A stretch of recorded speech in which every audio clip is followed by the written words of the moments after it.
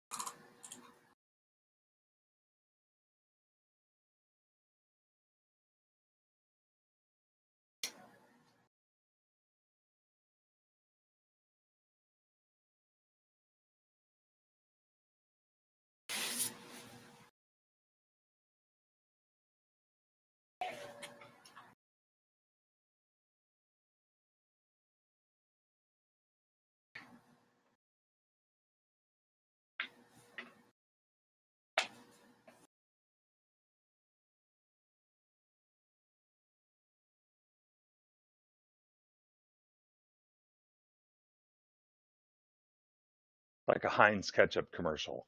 Anticipation. You guys look so serious over there. We're acting too seriously, probably. I want to go build a snowman. You're like waiting for a shot or something. We're doing a webinar. This is going to be fun, guys. Okay, we're going to go ahead and get rolling. And again, welcome to all of you, and thank you for joining our Rural and Small Town Mission webinar and Summer Outreach Strategies. We're so happy to have with us Mr. J.T. Toensing, Mrs. Donna Oetting, and Pastor Jacob Mueller from Holy Cross Emma. They'll be talking to us today about what they've done and their strategy and how they pull this thing off in the huge metropolis of Emma, Missouri. So, but we'll get there in just a minute. A couple of housekeeping announcements. If you have any questions for our panel this morning or this afternoon, please, up in the left-hand corner, there's a chat feature. If you open that box that shows where everybody's at, there's a presenter chat up there, or attendee chat up there. You can go ahead and click on that and send us a message. Or up at the top, there's also a place where you can do audience questions right in the middle of the bar at the top of the page, and you can type your questions in there. And after our presentation by our panel from Emma, they will entertain some Q&A time. So with that, folks, we'll start with a word of prayer. Gracious Lord, we give you thanks for this day and the opportunity to gather together via technology to learn and grow from one another in those ideas and strategies we can use to reach out to young people in our neighborhoods and those folks around us. And we pray, oh Lord, that you would bless our time together and bless those ministries which will be using these ideas and strategies in the future. In the name of Christ, we pray. Amen. Take it away, guys. All right. Well, welcome. We're glad you're able to make it here. It's kind of snowy outside, really snowy, and so kind of can give you a nice break of the winter already. You can think about summer and what you're going to do and how you and your place are going to reach out to kids and to share the good news of what Christ has done for us with them throughout this coming year. So we have... I guess the first time we did this was 2013. Is that right? Yeah, 2013 was the first time we had Cross Camp. We're Holy Cross Lutheran Church, and so Cross Camp seemed like the good name for it. And so here's a picture of the crew from one day last summer. And I think it's a pretty accurate. It's a pretty accurate depiction of them. Yeah. So, or part of them anyway. Yeah. How many times do we do this? We do this 3 times a year, once in June, once July, once in August. and a one-day thing, middle of the week usually, and getting kids together to do all sorts of things. Our next slide, we want to show you what kind of place we've got here. All right, yeah, there we go. I guess we should probably start by introducing ourselves, shouldn't we? Like why we're involved with this. So I'm Pastor Jacob Mueller from Holy Cross Lutheran Church. I've been there since 2012, and a lot of some of my background came from working with Camp Wartburg in Waterloo, Illinois, and doing some other things with outdoor ministry throughout college and seminary too. And so doing something like this seemed like a pretty good extension of it. I'm J.T. Toensing. I work at St. Paul Lutheran High School in Concordia. I've been there since 2015. And I got roped into this because I have a background in working at summer camp. I worked at summer camp each summer that I was in college. And so that's kind of what I see Cross Camp as, is it's a little one-day summer camp hosted at the church. And I'm Donna Oetting. As far as how long we've lived here, that's whole nother webinar if you feel like it. But I actually have my master's degree is in outdoor education. And so this has been a very easy path for me to follow. And Jacob looked like he needed help that first year. Oh, I did so bad. I'd be lost without Donna. So we're glad we all get to work together on this. So it's a good thing. Okay. We want to talk a little bit about why kind of we do this. And there's two things about this picture from Google Earth that I'd like to show you. First, you have the orange outline, and that is the property owned by Holy Cross Lutheran Church. It's one of those places that apparently there's quite a few congregations where, back 150 years ago when we were starting out, we basically just bought a whole farm. And because of that, we have a lot of space. You can see that our whole church and schoolhouse and parsonage complex takes up maybe a third of our space. We have a lot of open field. We have a lot of wooded area. We have a nice big cemetery up at the top too. We're never going to run out of space there, I don't think. But the other thing about this picture is the road coming off the exit going south it's Elm Street in Emma, and that also happens to be the county line between two counties, Lafayette and Saline County. And because it's also the county line, it's also the school district boundary. So our church sits right on the school district boundary, which gives us some interesting kind of things that happen. Like, half of our kids are in one school district, half of our kids are in another school district. And then you have Lutheran schools on top of that too. I think I counted once a couple of years ago, we had kids going to 6 different elementary schools. And, so we're a congregation. In 2006, our school closed, and that was, everybody, all the kids in the congregation got to know each other very well, since many of them attended that school. Now, since everybody goes to all these different schools, it's harder to get to know everybody. And so we want to provide opportunities, first and foremost, for the kids to have another opportunity to hear the gospel, to hear the good news of what Jesus has done for them, and so that they have that solid foundation throughout their life, and that they're firmly and deeply rooted in that. This is just one more opportunity on top of Vacation Bible School, on top of Sunday school, on top of confirmation class, on top of everything else, to get them to know and to experience God's word, to get them to hear and to listen, maybe even to participate in helping to tell a story, and to have that word help build their faith in Jesus and what he has done for us. That's really our ultimate goal with this. Of course, you have wonderful things that happen because you do that, like kids becoming friends with each other, and us getting to know them and encourage one another, and all kinds of things like that. that's kind of a big part of why we do this. It also is free babysitting. It is free babysitting, yeah. Yes. But I mean, hey, free babysitting is It's okay. that's free babysitting. Okay. I'll take that. I'll take that. Okay, so this is a look in closer at what we've got, and you can see there's the church, but we've got even just around the church in the area that isn't wide open fields. There's still a lot of open space. And a lot of big shade trees.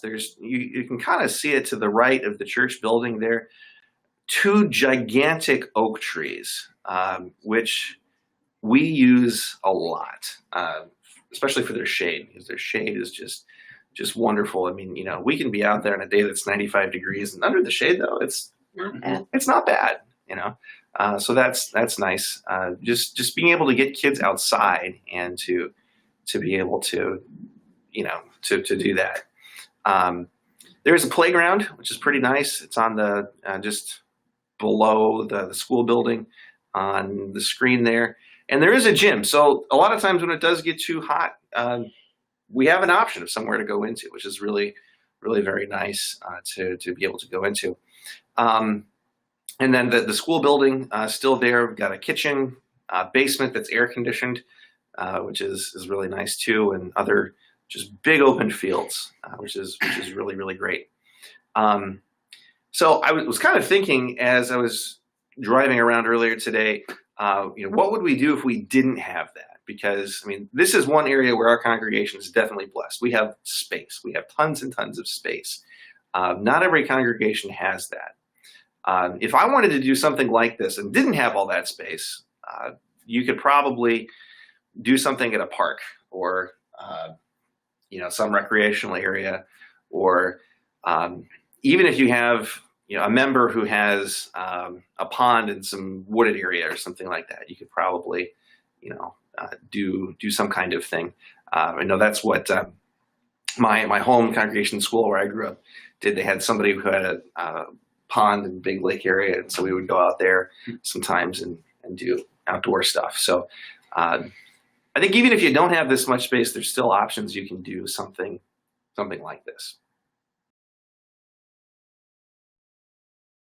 All right, so what does a day look like that we have? Start off bringing kids together for registration. We since we have a lot of kids who are coming from different schools, we do some kind of name game and an icebreaker. We do a Bible study. Usually kind of as an opening devotion, and then we work it in throughout the day, kind of in different ways. There's usually a lot of special themed activities and maybe some guests that come in. We play games. There's lunch. Of course, yeah. More games, snack time, closing devotion, and maybe one last exciting activity. Now, this is the way that we do. We usually do 2 of them that are like this, that go from about 9 to 3 or 4. And then we have one that's in the evening, which, what did we go last time? It was like 6 to 10? 6 to 6, something like that. Yeah, I think it was like 6 to 10 or 9:30 or something like that. So we definitely have flexibility with this schedule or outline, and what we'll do next is get into some specifics of the games and the themes and Bible studies and things that we've done and how we've tried to kind of weave it all together for a pretty special day. It's also evolved over the last 5 years. It really has, because what we started off with originally has changed drastically, and it has certainly been, a lot of it has to do with an addition of J.T. helping us out. But we've just been able to process it and see the successes or the failures. In order to make improvements along the way. So, are you ready to go on? Yeah. All right. Okay, we're going to talk about some of our themes, and I think we wanted to walk you through first one of the ones that we did last year that I thought went pretty well. Mm-hmm. And this is one where we were definitely had integrated different parts of a biblical narrative with each part of the day. So every year, no matter what kind of other themes we're doing, one theme is going to be something to do with water, and somehow we're going to focus on baptism with that theme. So this last year we talked about the account of Noah and the flood, and so we had, just as that story kind of has different parts throughout it, so we also had some different parts that we went through and kind of tried to help kids just learn what's happening there in Genesis. So part one, we talked about the evil in the world that was around us, and focused on that first part of Genesis where it talks about how the world was so evil. And the activity that we had there was sponge tag, which is basically, well, how do we explain that? Just say it. It's dodgeball with sponges that are wet, is basically what that game is. And so we're throwing sponges at each other, big car washing sponges. They don't hurt too bad, and you get nice and wet. So that was a good example of, like,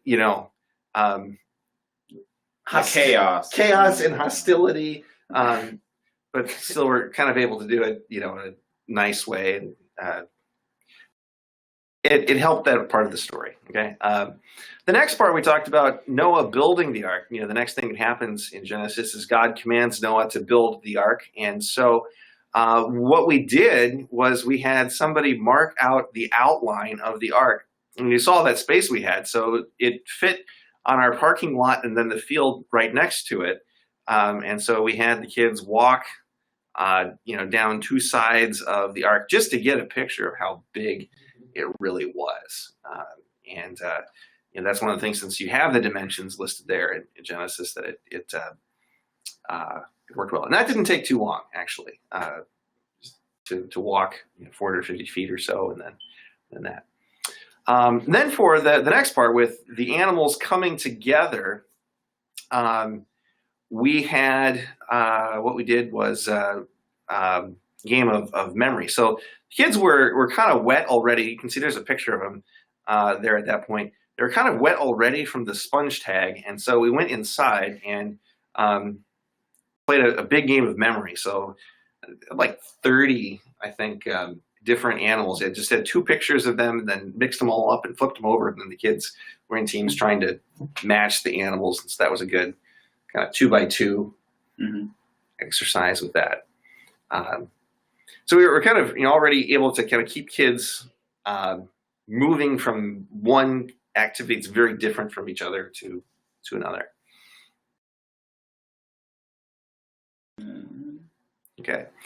And then with the flood actually coming, what we did, this is a tradition every year. I think we've done this every year. Every year. Yeah. Is that we have the Emma Fire Department, which is part of the Concordia Fire District, is kind enough to bring out one of their trucks and to show us a little bit about what they do. And then pretty much, spray a whole tanker truck worth of water on the kids. And so that's a lot of fun.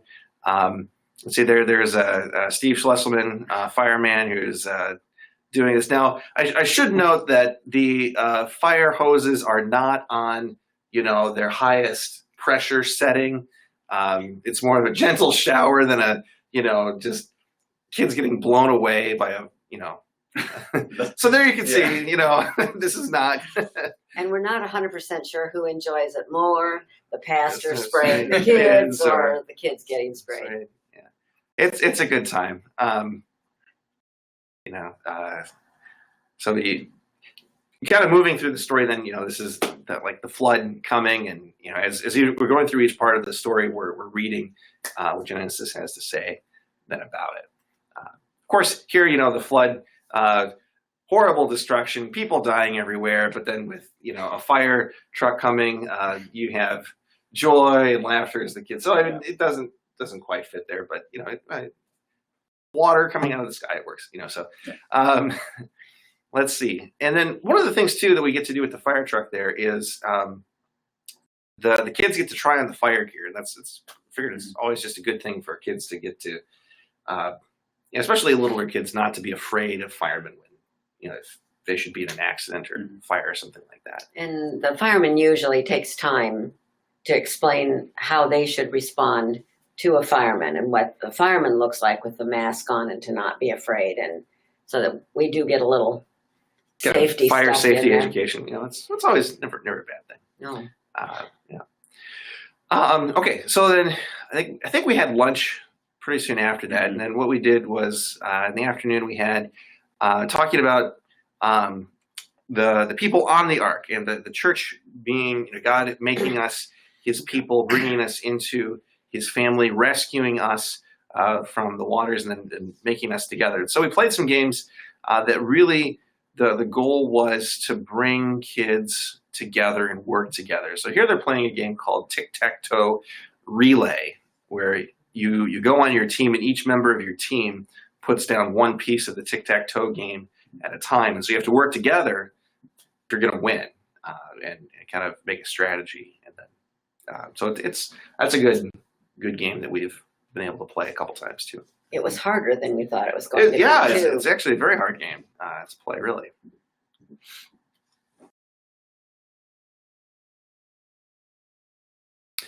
Okay, and then the last part then, of course, is the flood subsiding, and the rainbow eventually that God gives as the promise never to flood the earth. So how do you do a rainbow with kids? And we held this as a surprise all day. There's a slip and slide. We do a slip and slide every year. It's kind of become a tradition. Kids look forward to it. And this year we had something new to add, and we didn't tell any of them about it until we were ready to start it. And what you've got there in those, it's a ketchup bottle and a mustard bottle, is the powder that comes that they use for like a color run. And so as the kids came down the slip and slide, we sprayed them with all kinds of different colors so that they became like a rainbow. Well, we'll show you the pictures of of the aftermath of this. Now, the children were told ahead of time. The children were told, yes. They were told to bring an old shirt and goggles, so that if they just had a brand new swimsuit, we didn't have to worry about them getting permanently stained. Now, in theory, this paint does not permanently stain. In theory. In theory. In theory. In right. theory. In theory. All right. So we had Thrivent shirts and things like that for them to wear there. Yes. But it turned out pretty well. I mean, kids liked it. Yeah, especially Hannah. Yeah, Hannah. Yeah, there's my daughter Hannah, who's they're very, very red from. She took a direct hit from a red shot. But they definitely were rainbows. They definitely were rainbows. Oh yeah. And there were lots of baths after that, and I think some trips to the pool by some kids or something. Yeah. And, but the kids were happy. The kids were happy. Kids, I mean, look at that face. How can you not see happy there? Yeah. So just if you're thinking about doing this and you think, oh, that's a good idea, just be forewarned. It is messy, but it's fun. Yeah. Worth it. Yep. Totally worth it. Mm-hmm.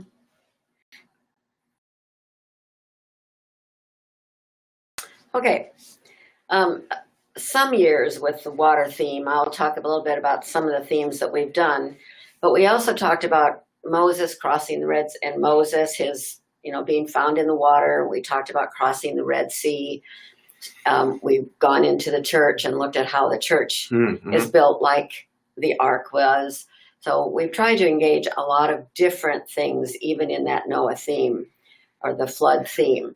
We find that that's probably maybe our favorite, but we need to adapt it each year so that kids do keep coming back. And somehow these guys find some really crazy activities for us to do that JT will go into a little bit later that keep the interest going.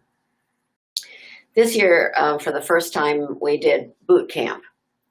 It was just one of those things that, you wake up in the middle of the night and it's, oh, gee, I love the armor of God. That whole story was just so important to me and my preschool class one year.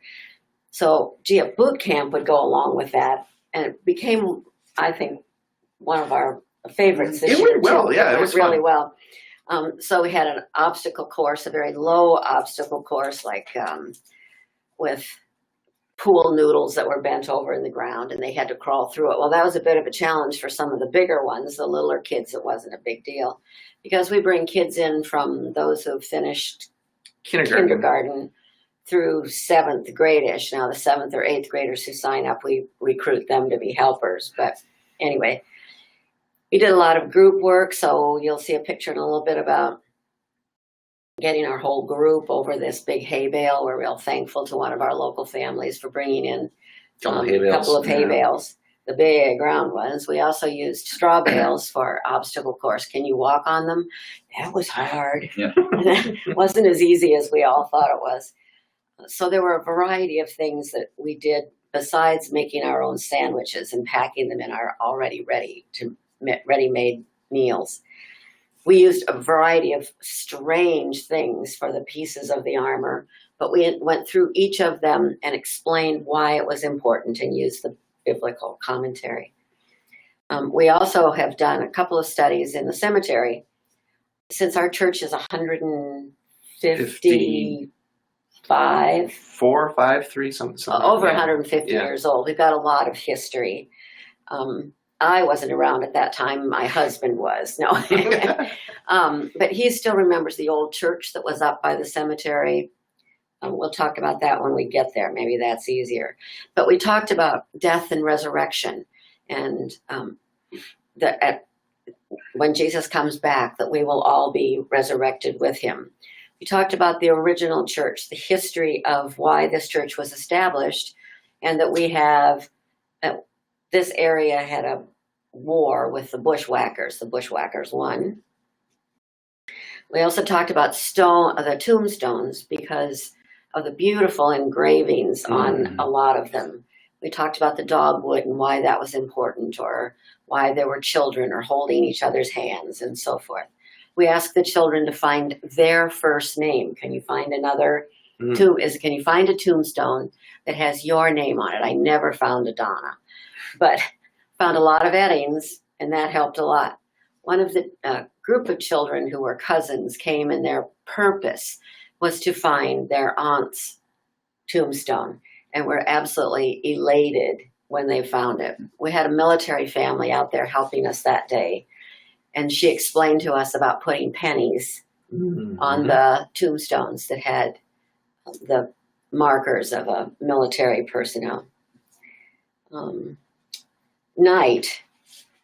I think we've always found the night ones to be a little more of a challenge. It's a little hard to play sponge tag or sponge ball in the dark, but moon ball with a bouncy ball with a light inside of it works great. That was always fun.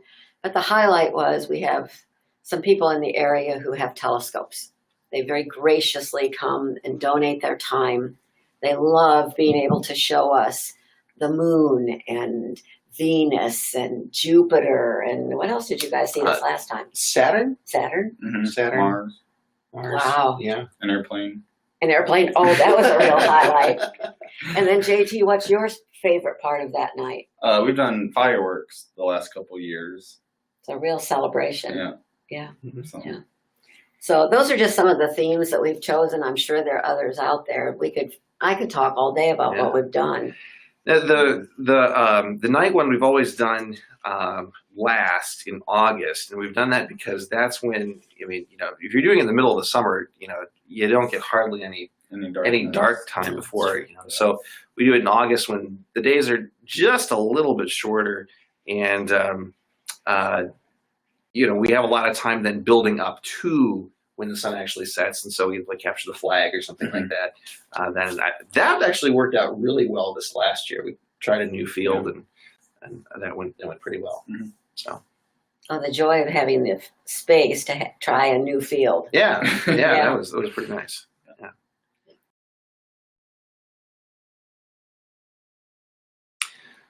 So here's some of the specific themes that we've done. Well, so with the Bible studies that we've done, we've tried to do more than just read this story and then talk about it and then move on from there. A lot of times, like with the one of the cemetery ones, we had like 3 different stations throughout the cemetery, and each of us talked about a different aspect of something in the cemetery or something about life and death, and most importantly, resurrection. So having them rotate through different activities, So I think things like that. I think what's happening here is I was taking a group around to look at specific graves and talk about a few specific people who were buried. I think Donna was you were looking at images. Like the weeping willow or the lamb or holding hands or something like that, especially on the older tombstones. And I think you had like reading. You read something Was and it Jesus, one of the resurrection miracles, Yeah. I think, or something like that, or Mhm. Jesus raising Lazarus or something maybe. something like that. Yeah. So kind of then having kids rotate between groups that are doing that, was kind of it was very helpful, and gives kids a good understanding of why we have a cemetery. Mhm. And getting them split up into smaller groups, it helps them with paying attention better rather than being distracted by the whole group. Or if we split up by age, you can direct the same activity, but to the different age groups that we might have. What's next? Oh, this is the one where we were talking about the old church. And this just happens to be my husband, but get that plug in there. But the old church used to be over back behind where you see the cemetery. And the thing that he probably remembers more about the old church than anything else is that the boys all sat on one side and all the girls on the other. So for him to talk, he said that's the way they had to sit. He also talked about their behavior and how even his great-grandfather from the pulpit could give the evil eye if you were misbehaving. And so it was quite entertaining, but it also gave the children a sense of history of the church, and I think they really enjoyed that.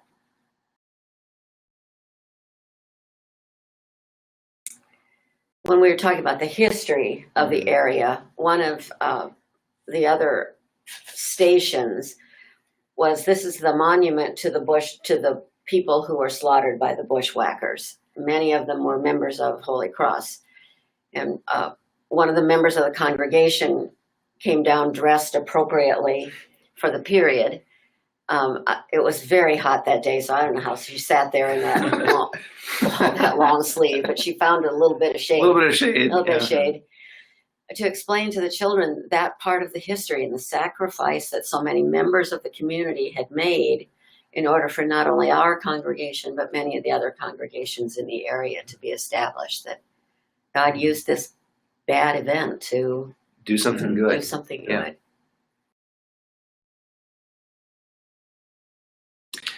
Yeah, there was a long debate on what's actually happening in this picture, and we think we've come down to what it's supposed to be is this is one case where we had kids acting out a Bible story, and so we think what this is supposed to be is an Egyptian chariot being moved through the Red Sea, and it's about to be overwhelmed by water.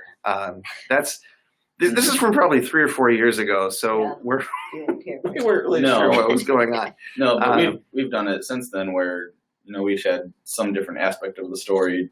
We had our own group and we Mhm. prepared a skit and acted that skit out Yeah. for the rest of the group. Kind of give the kids a chance to teach it to somebody Right. else, and that's always a good way to learn it yourself.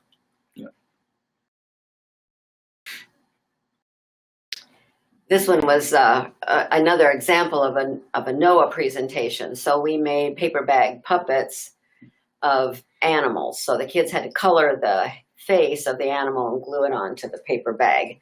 And then when it came time to get on the ark, the kids all walked across with their animals. All right. Oh, guys. So yeah, this is part of the one we did this last year on the armor of God, and I think what we did with that one is we had split it up into a couple groups, and then each group had, I think, two pieces of the armor of God they really kind of focused on, and then they had to present that to the rest of the group. So what you've got here on the left is Mitchell is demonstrating a belt. He has girded his loins, as you can see there, and so it's kind of an example of what that why a belt is important. You know, it makes you ready to go. It gets you're ready for action, and so yeah, it's a little bit big, but even there you can see you'd be able to walk it. And then I think those are shields. And we threw red balls at it for flaming arrows. Mm-hmm. Oh yeah, that was a good one. Yeah.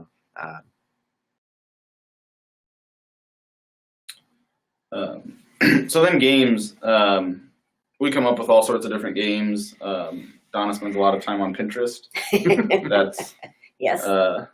She has to give credit to that for a lot of the things that we come up with.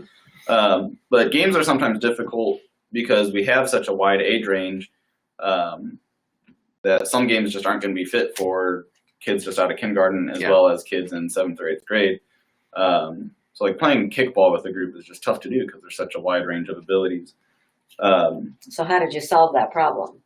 Well, when we played kickball. Well, one time we did kickball was on one of the water days, and we did slip and slide kickball. And so you had your base that you kicked out of, and then the baseline was a slip and slide into a little kiddie pool, and then from there to the next kiddie pool was a slip and slide. And kids had a lot of fun with it, but the game just didn't flow well because we had such a wide age range. You had some that couldn't kick a ball, and you had some that could kick a ball too far for what others could handle. So one thing we've tried doing is getting a lot of cooperative games or the challenge games where you've got the whole group having to work together to accomplish a task. So like on the obstacle courses, there'd be times where somebody's having to help someone else over the obstacle course, or one with the hay bales where we had the large hay bales and it was who could get your whole team over.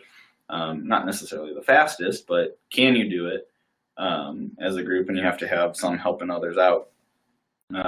What's really neat to see with some of those is when you have the older kids kind of taking care of the younger kids, stepping up to be the leader and help the younger ones accomplish the task. What I think is even neater sometimes is in some of those tasks, it's sometimes the youngest kids that come up with the good ideas to solve whatever problem or task that they have. So we've done the ones where they have the carpet squares or the tiles, and they have to use those to get yourself across the gym floor without stepping off of them, or else you have to restart. Let's go. I guess we'll go through pictures and see.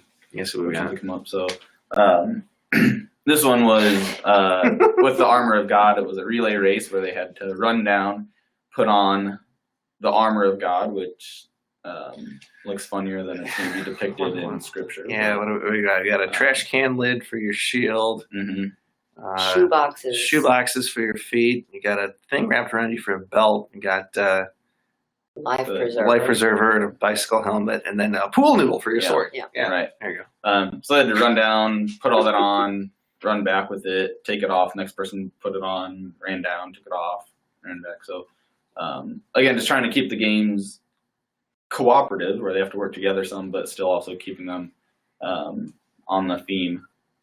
One helpful thing too, after some of those cooperative games, is to process it a little bit. And a simple guide for doing that is asking what, so what, now what. So what was the game, or what was the task, and what happened? Or so what happened? How did it go? What could have gone better? And then now what? So now that we saw how we worked together in this activity, what have you learned, and what can you take going forward, working with other people in class, at school, and just based on this activity, what can you learn to how we should treat other people? Here's some other games. This one is called Circle Soccer, except you use your hands. You're the legs there are a goal, and so you're trying to hit the ball through other people's legs. If the ball goes through your legs, you lose an arm, and then if it goes through again, then you're out. It's a fun one, keeps everybody involved, and one thing that we've done when you have several kids get out, just have them start a new game rather than sitting out doing nothing until everybody else gets out. Once you have a group large enough to start a new game, have them start a new game so that they're not bored and pouting since they were the first ones out. Yeah. Here's the hay bale. Yeah. So we had 2 of those big round hay bales, and we gave them the challenge of, can you get your whole team up and over safely? So this is one where you had to have some of the bigger kids stepping up, being leaders, and helping the younger ones out, because maybe 2 kids out of the group could get over the thing on their own.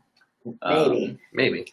But most were going to need help from other people. And they had to be strategic about it, because if they left the shortest person behind, that was maybe a problem. So they had to do some planning ahead before they started just throwing people over the hay bale. We also discovered that 12 children about those ages can actually roll one. You can roll the hay bale quite far and quickly. Yes. Mm-hmm.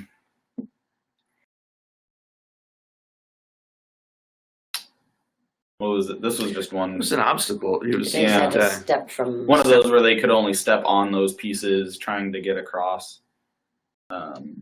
Related to the obstacle courses on the boot camp day thing that we did.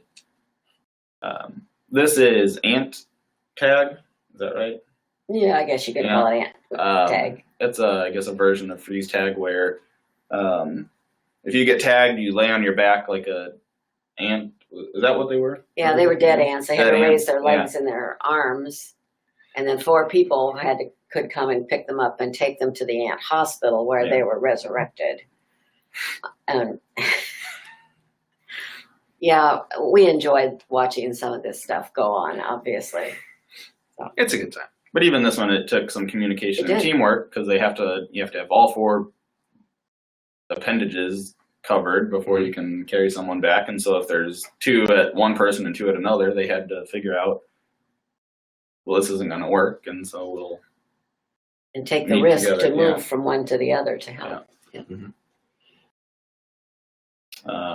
This is probably one of the name games that we do early on. Yeah. Icebreakers. One where people are in a circle and you've got to say somebody else's name before you get tagged. There's a lot of different ones. Those are all easy to find if you just search on Pinterest or look them up on Google. It's like a circle name games, and you get more information than you need. It's a good picture of the shade too. That's a good. Yes. Yeah. This was town ball. Town ball. Yeah. So it's a early version of baseball, and this was a fun one. This is, I think, when we were doing one of the cemetery or pioneer kind of things, and what I did was I went and I talked to one of the guys at the nursing home, who was in his 90s, and said, all right, back in the 20s when you guys were playing ball, what did you guys use? And said, well, we used a 1x4 and kind of cut. And so I made a couple of those, and I brought one to him in the nursing home and said, is this it? Is this how you guys did it? He said, well, it's close, but yeah, it was pretty cool to be able to do that. So we had a rag ball, and just lob that underhand, and you got to hit it, and it was a fun game. It's a game I learned at Greenfield Village in Dearborn, Michigan, the big Henry Ford place there that you can go there and join in the game every day, every afternoon. This was the same day when we were playing old games that we played Annie over the shed up by your house. That's right. And kick the can. And we made your old sourdough. That's right. Biscuits. We made campfire stew and sourdough biscuits in a cast iron skillet. So we could not have done this. I mean, it's more than just the 3 of us working on it. We have, Thrive End cards, a huge help every year. Mhm. The astronomers we've mentioned before, the fire department too, for being willing to come down and do this, and then we've had some volunteers who've helped with lunch, and that's been very, very helpful for us. One less thing for us to deal with. That was Yep. yeah. And I think the astronomers point out that there are people in your community. If you just dig far enough, you may not be able to find astronomers, but you might find forest firemen as opposed to our firemen, or even bring in a car mechanic, and maybe there's some way to build a chariot with his help or whatever. I don't know, but there are people out there in your community that you can bring in that will provide opportunities for kids that they've never had before. Yeah. One of the things that we did early on too was we had different people who had different special knowledge of like the plants, and yes. things like that. That's You can right. kind of Forgot talk that about bird nests. yeah, That was- the whole thing of bird nests. So that might have been the one that we were trying to think of before that we Could have been. It could have been. So you've got people like this, in your community, who are good at different things, and things that kids might be more interested in than you think.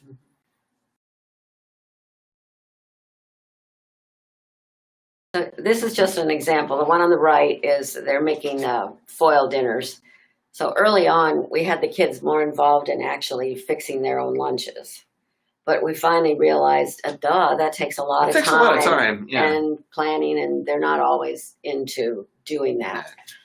But we did it, and it was a good experience for that particular bunch. But then that's our campfire stew and our real sourdough biscuits that we made.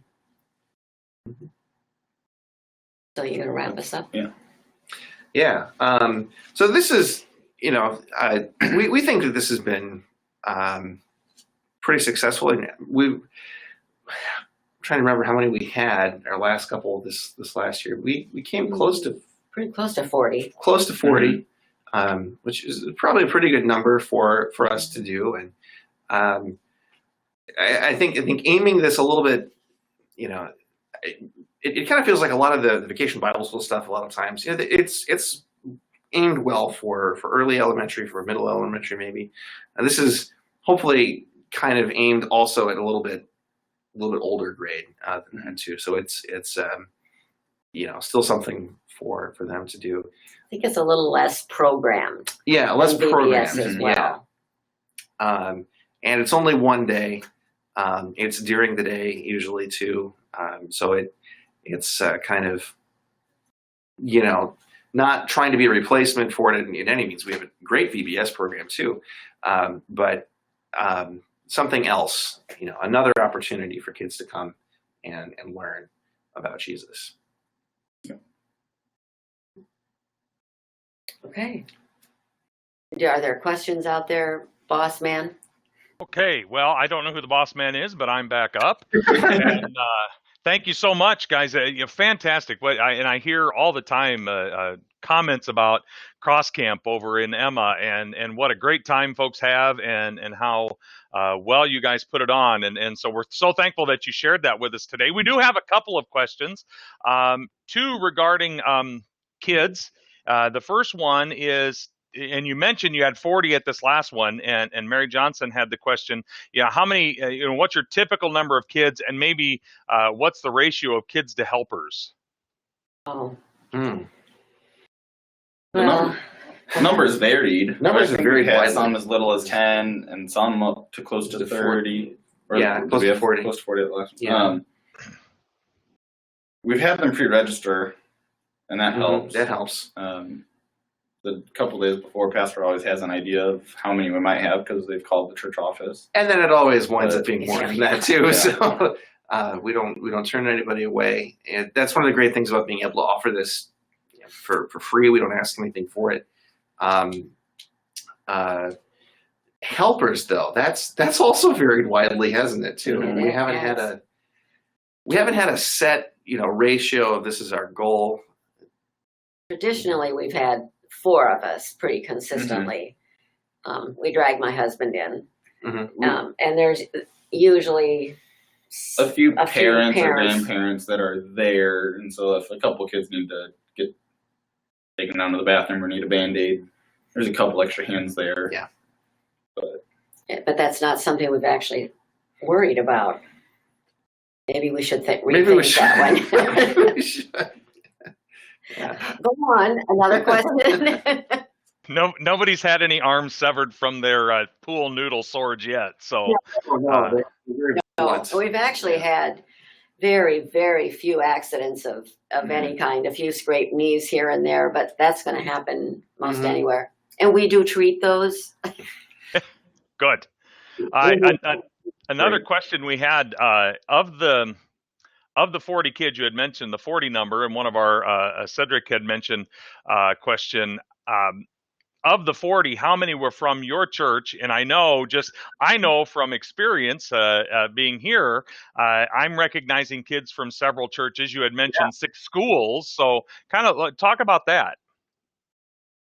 So this has been a pretty cool thing for our congregation to be able to provide something not only for our church, but also for other churches in the area and for our community as a whole. I mean, one of the ways that we've advertised this is by putting a note in bulletins in different congregations in our circuit.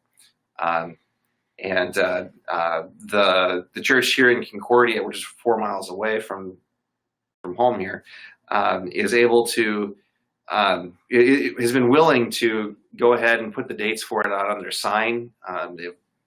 That's on Main Street in Concordia, so a lot of people find out about it that way too. I mean, The newspaper also has been very good. The Concordia paper, as well as the one in Sweet Springs, have been very, very good about putting information in both before and after the event. Yeah. But I think our disappointment would be, I think pastors hesitating talking about this. We have the smallest number of children from Holy Cross.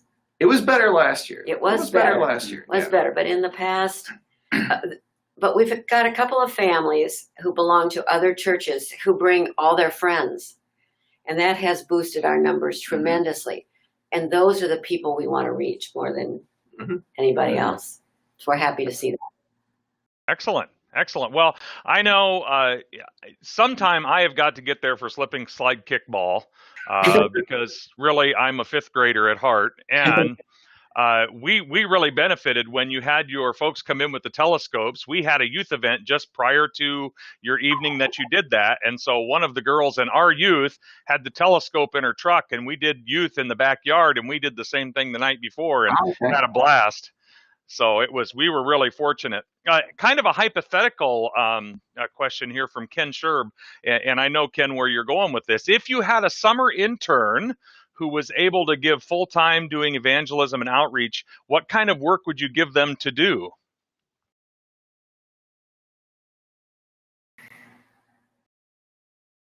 Ken, you're reading my mind. Oh, man. Yeah. This would be a big part of it. I think if we had somebody who was, I'm just shooting off the hip here. We might do this more. That's what I was thinking. More than just 3 times. If we had somebody totally devoted to this, probably. Or even the movies. I don't remember who sponsored it. One of the organizations in the church sponsored a movie night. And it was fantastic. We had a huge turnout. It would be something that could be the Friday night movies, and just have it happen more frequently. The community is open to summer activities. It's just hot. I find that June has been one of our busiest months, the whole year. And July doesn't slow down a lot either. So, I think that would help as much as anything, is that we're all busy as well. And someone who would come in a role like an intern would have the time to commit to doing a lot of the stuff that we don't. We don't. I mean, for example, we have great volunteers for Vacation Bible School, and that's because we've gone to doing Vacation Bible School in the evenings. And so we have a lot of people who for something like this, we'd like to be able to ask to help and would be great to help with it, but they're working, since this is something during the day, I'm the only one who's full-time at our church. Donna's retired, although you're still really busy, and JT's teaching. Part-time at church. Yeah. and so, that's kind of what we're relying on for this. I think that's a wonderful idea. Well, I know Ken's got some good plans for that. Hopefully, maybe we'll see that come to fruition someday. Thanks for the question. Thanks for all your questions, folks. I don't see any more. You have about another few seconds here. But again, thank you so much, guys, for coming on and sharing with us today. Some great ideas, some good ways to get some thoughts rolling for what we can do to reach out, especially to kids during the summertime. Just a couple of notes here. We do have a few webinars coming up in the next few months.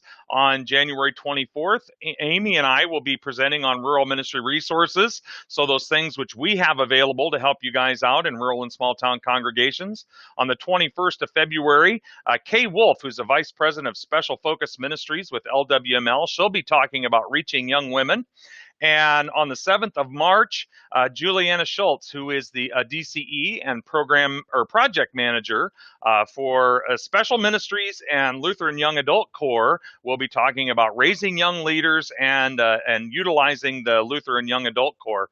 So we've got that coming up. And so I don't see any other questions. So thank you so much all for being with us today. God's blessings to you. And may God bless your Advent and your Christmas celebrations. Thanks, folks. Thanks.